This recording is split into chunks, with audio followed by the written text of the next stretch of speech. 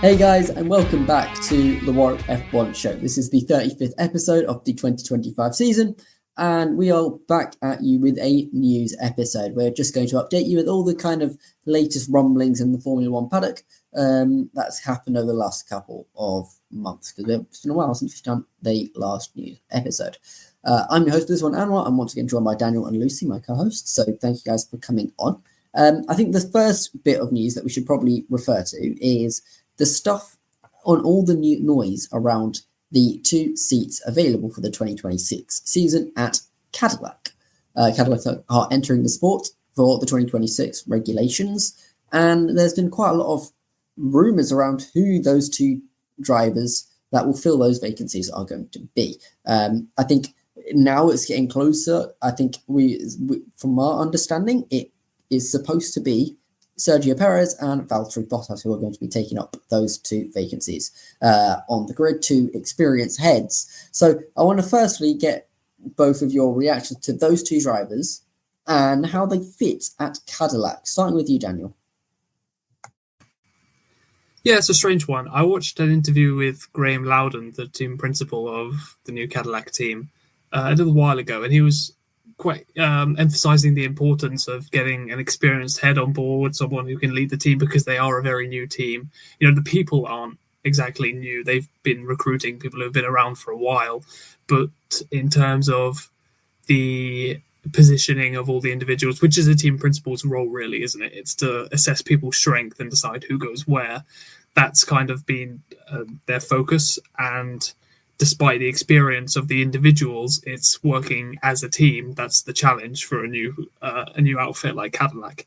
And I think the same is true of the drivers. You need drivers that interact well, who are both kind of known to extract a decent amount from the car, and Bottas and Perez can offer that. And they have both been quite important in developing cars in the past.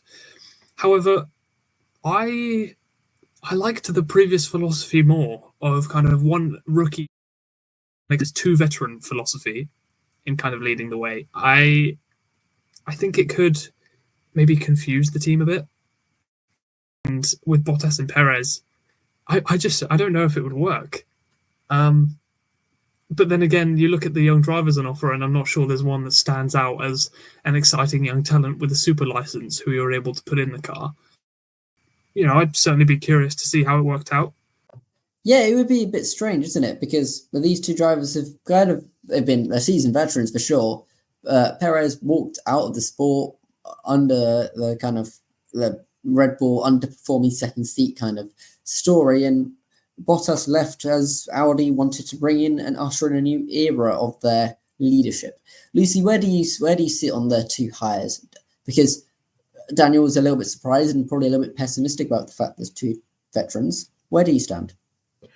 I too am a little surprised. I'm not as pessimistic. I can see why Cadillac coming in as like a whole new team, a whole extra team, as opposed to like just buying an existing team, like say Audi, why they might really want to go for experienced drivers, since they will be having to get a lot of the other infrastructure in place.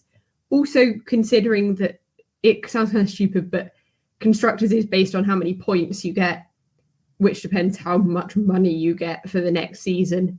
And the points only go down to 10th, even though there'll now be 22 drivers on the grid. Wanting a pair of established hands so that kind of, in theory, they give you the best chance possible of getting points is understandable. I don't want kind of other teams to see this and think, therefore, that they should just go for established drivers. Because I think that kind of, firstly, like it's unfair to all the like promising talent, all the promising rookies this year that kind of wouldn't have got the chance had everyone just decided that they would hire existing old drivers, or alternatively to all the drivers who are in F2, F3 karting, if the team basically just decide we're going to stick with this pool of 22, 25, maybe if you add in a few people who retire and things like that, and just pick between these people. So I don't want it to become a trend, but I think for the first year, I can see why they've done it. And especially if they're both on, or at least one of them is on a short-term contract. So basically it's kind of just be there for a year, get the team up and running, and then maybe go. I can see why they've done it. I think it's a sense of stability for a team like Cadillac, right? You want to enter the sport. You don't want to be so far off the pace, and you want to have a bit of direction in terms of development too. I think having two experienced heads will help. I personally think it's a good move because I look at the driver market at the moment. Who would you guys rather have seen in those seats is my question. Do we think Triggerfitch is worth the seat? I think his time's passed, unfortunately. I think, unfortunately, the time's passed for someone like Teo Pourchaire too. So I don't know. Where do you stand, Daniel? Who would you... You said that you wanted the young driver, veteran kind of combination. Who would you rather have seen?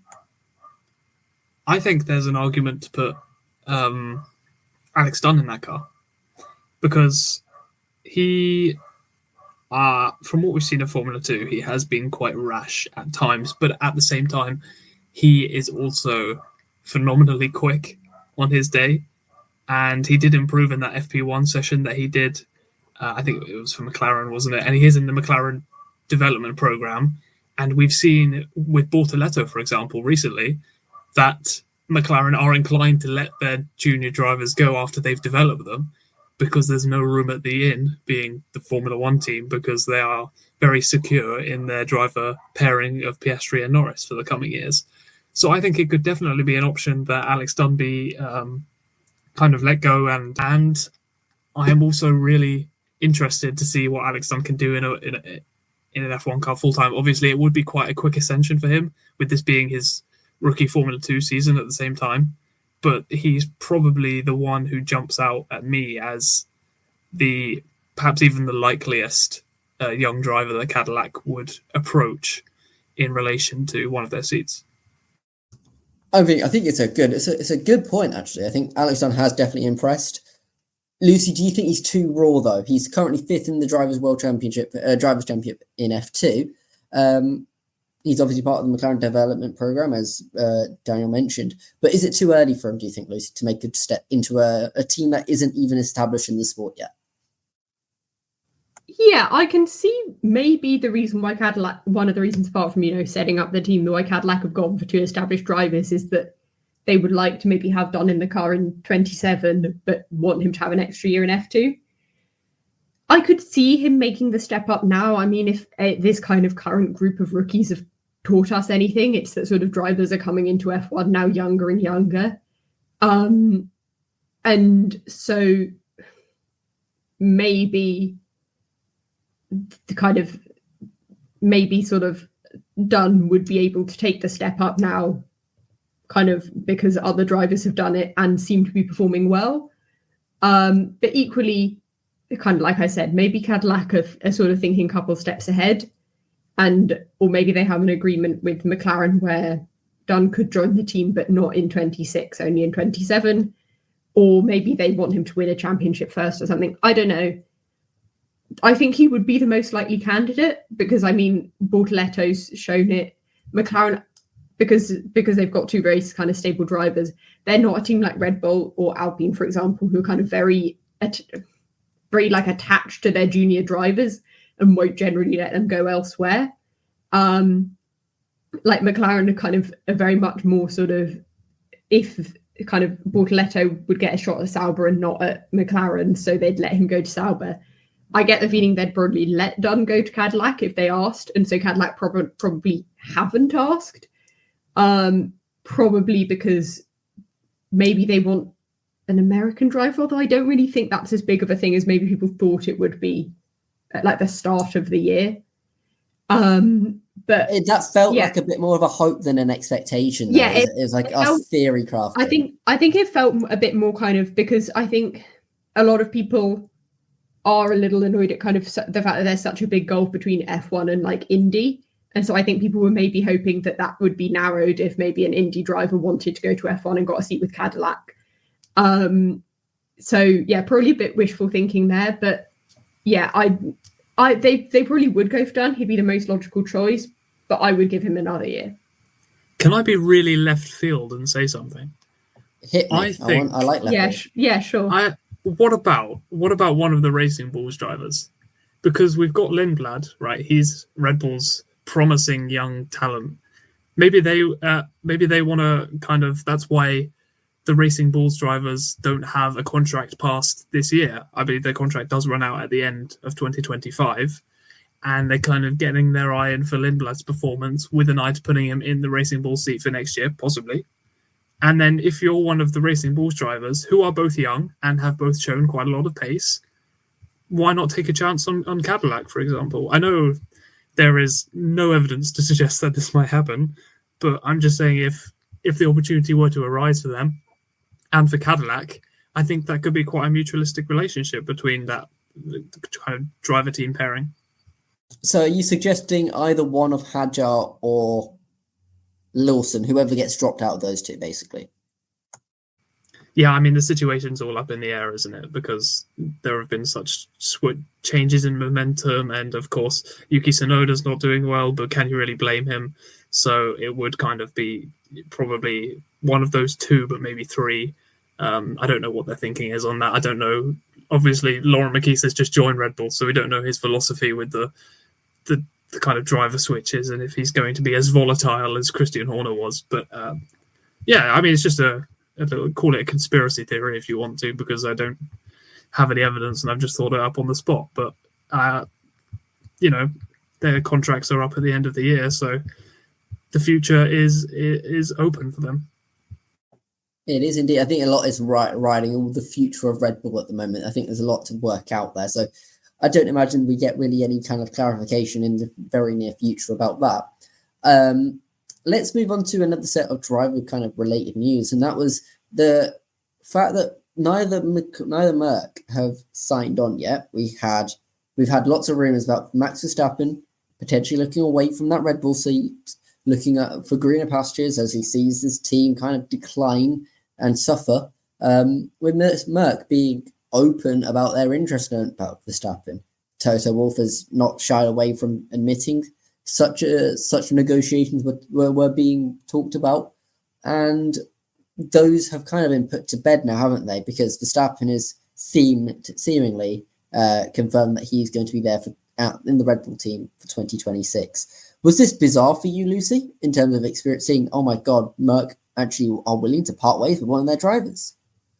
No, because, yes, because George Russell, for those of you who haven't yet, go and listen to our tier list episode, because we talk about this there a bit as well. Shameless self-plug there. No, on the one hand, no, because, Mercedes, specifically, kind of Toto Wolff, because they're basically interchangeable, has kind of made kind of no secret of the fact that they wanted to sign Verstappen ages ago, and he kind of went with Red Bull instead, and kind of Mercedes have sort of seen that sort of like a lost opportunity. And so it's understandable that they would try and capitalize on Red Bull having a hot mess of a time. I feel a hot mess of a time. That's definitely fair to say. Yeah, that's not too harsh, is it? They're having an absolute corker, and that they would try and capitalize on that. I even heard one rumor at some point that Kimi Antonelli was going to go to Alpine for a year to sort of make space for Verstappen to come here, which, come on. I know that he's had a couple of crashes and hasn't had great momentum all of the time, but no one deserves being sent to Alpine. I'm not surprised that nothing came of it. I think especially I got the vibe with Horner leaving Red Bull that was sort of Horner leaving Red Bull to try and persuade Verstappen, and specifically Verstappen's management, to stay and not look at Merc. So I'm not surprised that that's happened, but also I wouldn't have been surprised if there were actual conversations going on and they hadn't come to anything. Like, I don't think that Verstappen saying I'm not going to Mercedes means that it was all baseless rumours and Mercedes didn't even try to sign him. Yeah, I think it is probably what you mentioned about them missing out on the opportunity the first time. They don't want to miss out on it again. But Daniel, would you say that Merc have come to their senses about this? Have they come to their senses? In terms of being realistic, probably. I'm not sure. Yes, it seems that there were discussions. George Russell confirmed that himself, didn't he? And Toto Wolff did not exactly shy away from it. But maybe they came to their senses in terms of realising that both of their drivers are precious commodities at this time, and to lose one of them would be a great shame. Obviously, when you've got Max Verstappen coming in, they might not cry for too long about it, but neither of those drivers deserve to lose that seat, I don't think. Again, as we pointed out in the tier list, which you should go and listen to. If it had happened, I mean, I would have hopped on a boat or something and pilgrimaged over to Portugal to go and see the sacred site where not Portugal, Sardinia, that's where they met. I'd have pilgrimaged over to Sardinia to see the sacred site where the deal was made, or, I don't think I wasn't entirely convinced that it was going to happen. A lot of people were kind of saying to me, what could it possibly mean when they're meeting in Sardinia and kind of covertly and all this plane tracking? It gets, I don't know. It wasn't out of the question, obviously, but I don't think that Toto Wolff really needs to rush it either, because they do have time. Verstappen, he does have the luxury of just going where he wants because he is the best driver. So why not wait for 26, see where everyone is, and then jump ship if he wants to, if he feels like it, or maybe just chill with his new daughter, whatever he fancies, really. The world's his oyster, isn't it? Let's be honest. I think when you've got the level of, when you've shown the level of performance that you can bring in the way he has, and I think he's got the choice of anything, really. I think these discussions will rear its head again, though, I do suspect. One thing I also want to mention is George Russell was very stoic in every type of interview he had about his career, because obviously a lot of questions were being asked to him about why haven't you signed a new deal and yada, yada, yada. And I think he was very maintained a level of composure about, I know I'm going to be here next year. They've got no reason to sack me. And I think he kind of, in some way, called their bluff, which is pretty funny to see.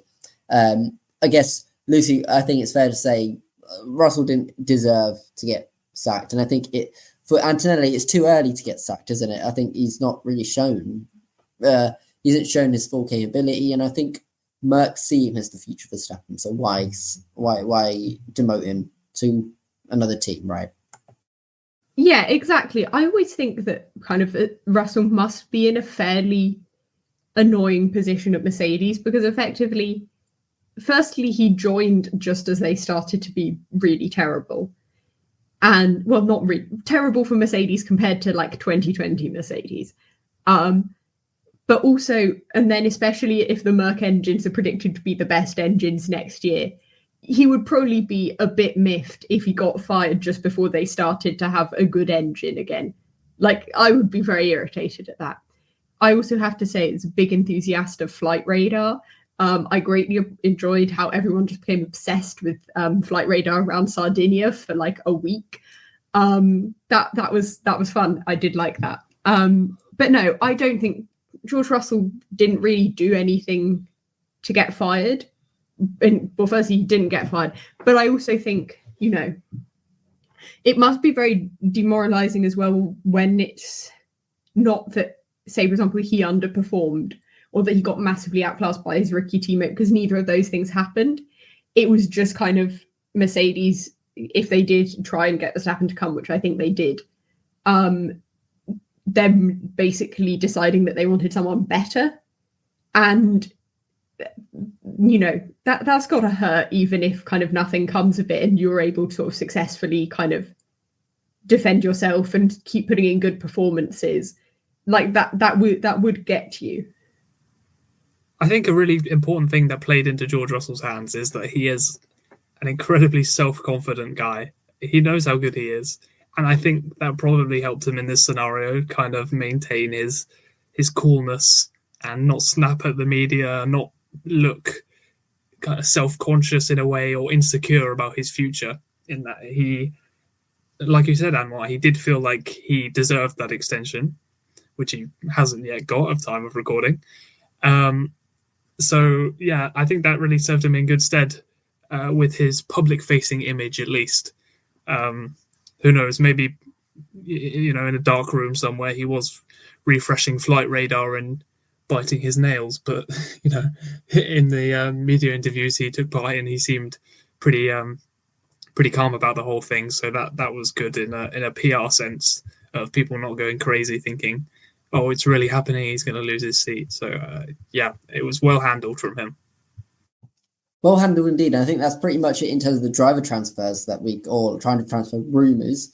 Because there were, I would like to say this has been the most boring silly season I can ever remember. Given how many drivers are out of contract, this is ridiculous. Yeah, really, we haven't had silly season hasn't kicked off, has it? We haven't had the fireworks of massive moves or anything like that. So hopefully that comes. I expect it to come, but it's not come now, has it? Let's move on to the next bit, which is kind of more calendar-related news. It's actually been quite a while since our last proper news episode. We did a news flash episode for the Christian Horner news, but we haven't actually had a news episode since the 2026 calendar was fully announced. So the big kind of news there was Imola will not be on the calendar. It's confirmed for next year. Is that a big miss for you guys, do you think? Or is it one where you've had your time or put you away for now? Do you think? Where do you stand on it? I mean, it hasn't always served up the best races, and this could be recency bias because I genuinely quite liked the last race there, and not only because Williams did really well. But I miss Imola. I hope that it's sort of especially with the whole Spa rotating thing, that maybe it kind of something like Imola, Spa, no spoilers, but what Anwar's about to get to, maybe kind of come and sort of rotate some of the European races, and I hope it's sort of part of that because I do like it, especially maybe with some new cars. I like it. It's also and I think I also like it when drivers have like home races, and it's clear that Antonelli sees that more as his home race than kind of Monza, and also it's funny when Ferrari get double the amount of chances to mess up their home race, and with Imola gone, that can no longer happen. Ferrari's embarrassment has been at least halved by this calendar move, hasn't it, Daniel? Yeah, I guess so. But I think everyone else is maybe going to be a bit more disappointed because I feel like, I don't know, maybe like Lucy said, it is recency bias, but it feels like we've just unlocked the key to a good Imola race, which was mostly the tyres. Sadly, is the key to, getting loads of overtaking, especially down into turn one. You need quite a big delta to get that move done. So it is kind of a shame that we can't test that hypothesis next year by doing a similar thing. Obviously, it's a new regulation set, so it might not be relevant anyway. But yeah, it is a shame that it's one of the more traditional circuits to go, and it's steeped in history, of course, tragic or otherwise. It has been.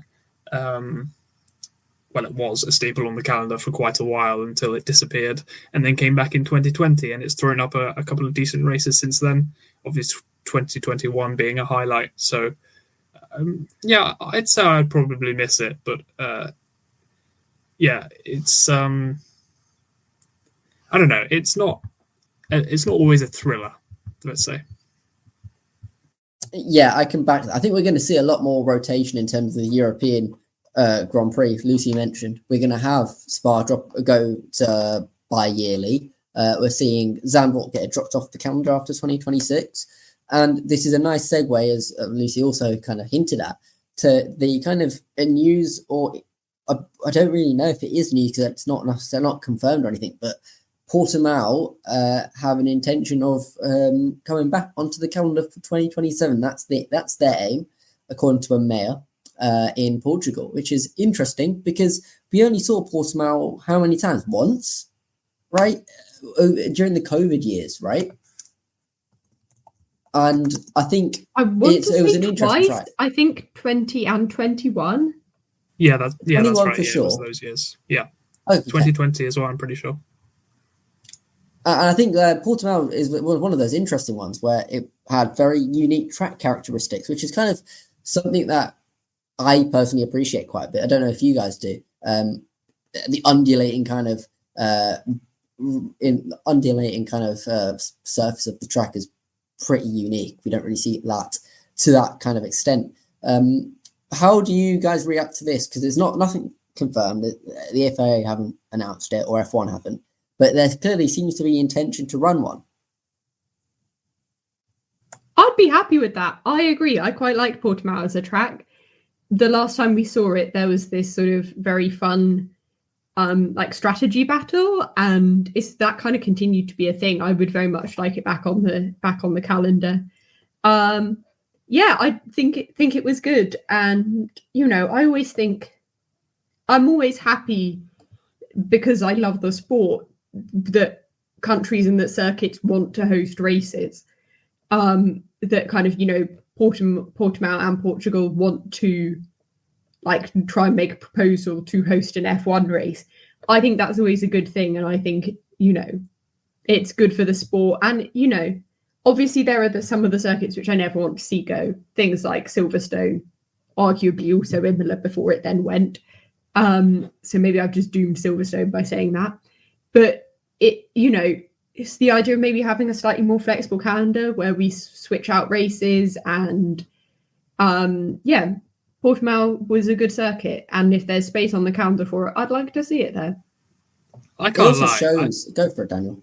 I can't lie. I think the 2020 calendar was kind of a banger. I mean, you got 2 races in Austria, 2 in Silverstone. You had Spa there. You had Monza, so the iconic tracks. You had Mugello, which was a great track. I think. Mugello! Can we please go back to Mugello? I know. I think Portimao actually kind of reminds me of Mugello in terms of just how, it's sheer height, the number of sheer high speed corners, and the commitment that you need in some of them. F1, and if you're listening, we want to go back to Mugello. We definitely want to go back to Mugello. We want to go back to Turkey as well. Istanbul, Turkey 2020 was that crazy race, wasn't it? Lance Stroll started on pole, and then That's we had basically who could stop their car from slipping on the ice, and kind of not Bambi their way out of it, which was great. We had the Sakir circuit, as well as the Bahrain International Circuit. That was just basically like 4 straights in a row. It was basically a square, which was a great track. And then we had Abu Dhabi, but we won't talk about that because that is not in the same league. But yeah, Portugal was there too, and it was great. Lewis Hamilton did win it by 25 seconds, but it was 2020, so no real surprise there. Yeah, it's one of my favourite tracks to drive in the F1 game. They kept it around for a little while after it was taken off the calendar, actually, just because they had it, I guess, on file, and they're just like, why not let people drive it? But it is super fun. The undulations and the high-speed corners, they're where the car comes alive. Max Verstappen says it all the time. That's why he likes them so much. I reckon he'd thrive there too if we went there this year, for example. So, yeah, it would just be great to see it back. So, come on, Luis Montenegro, the Prime Minister of Portugal. We want to see Portimao in 2027 would be great to see. It would. Yeah. I was going to say, also I said mayor, and it was actually Prime Minister. What were you going to say, Lucy? Also going back to Daniel's point that 2020 was a banger calendar. 2020 really was. I fear that may also have been my European bias from the fact that I didn't have to stay up till like 3:00 in the morning to watch any races. I'm looking at EU Las Vegas. But yeah, 2020 was a banger. Bring back Mugello. Bring back 2 races at Silverstone, 2 races at the Red Bull Ring. Yeah, bring back Portimao. Just bring back that general calendar style. It was a vibe. The only banger we're missing from like the modern calendar. What's Sakir? Yeah, Sakir, the outer Bahrain layout. Maybe we swap Bahrain's layout. Maybe half the time we do normal Bahrain, half the time we do Sakir. That was a good race as well. rotate the different track layout. That's a really good idea. But you don't tell the teams which one it's going to be until they get there for the race weekend. That would be chaotic, to say the least. That would be diabolical. No, we just need Interlagos with the 2020 race calendar. Oh, we're set for banger after banger, really, aren't we? I'm pretty sure did we miss out on Suzuka that year, though? We did miss out on Suzuka. But if Suzuka this year has taught us anything, it's that with this era of cars, Suzuka is... Yeah, I mean, the ground effect has really kind of killed off a bit of our enthusiasm for some classic tracks. Another kind of track that has not tailed a bid necessarily, but has clearly shown some degree of interest, is a race in Thailand. I don't know how we feel about this because we obviously don't have any track layout information. We don't have like a simulation like the Mad Ring, for example, in Madrid, which is interesting to say the least.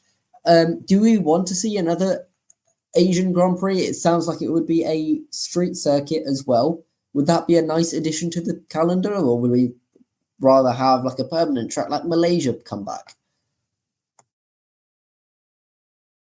After all the talk of traditional circuits that we've had, like a Thai Grand Prix street circuit doesn't inspire the most excitement in me, I won't lie. I mean, Las Vegas is the newest edition street circuit, and that was brilliant.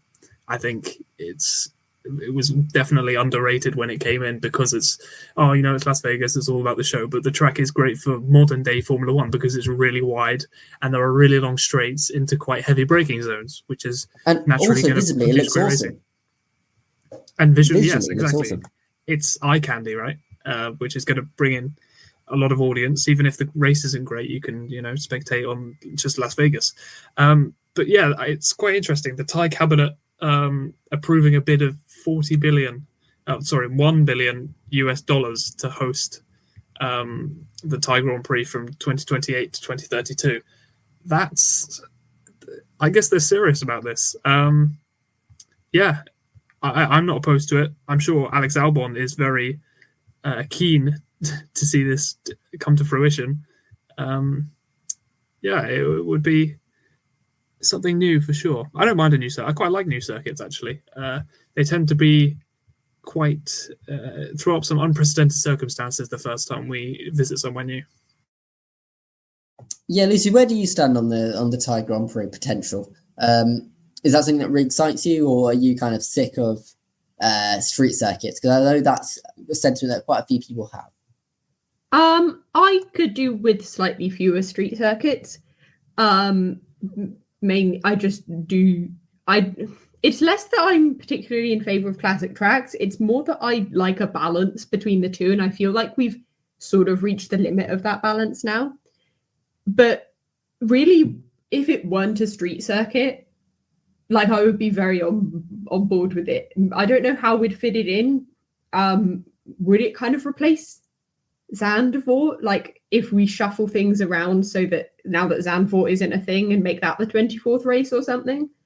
Again, I'm not sure how practically it would work. Unfortunately, that's not my job. But I would be happy with it. I'd rather it wasn't a street circuit, but I could live with that. Can we have Magello's layout, but just put it somewhere in Thailand? Yeah, can we do that? Well, we need to basically take out all the asphalt, just move it. Would be a banger. It would be a guaranteed banger, to be fair. For everything, I doubt that happens, unfortunately.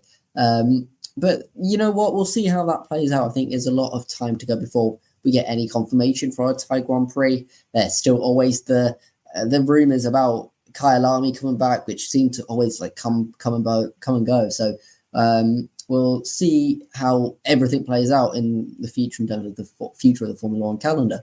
But that brings us to the end of our news episode this time in August. I want to thank both my guests, Daniel and Lucy, for coming on and join me for this episode. And we will see you next week, where we start to gear up for for another Formula One race as the summer shutdown winds to a close. I want to thank Daniel and Lucy once again. I've been your host, Anwar, and we'll see you in the next episode. Goodbye.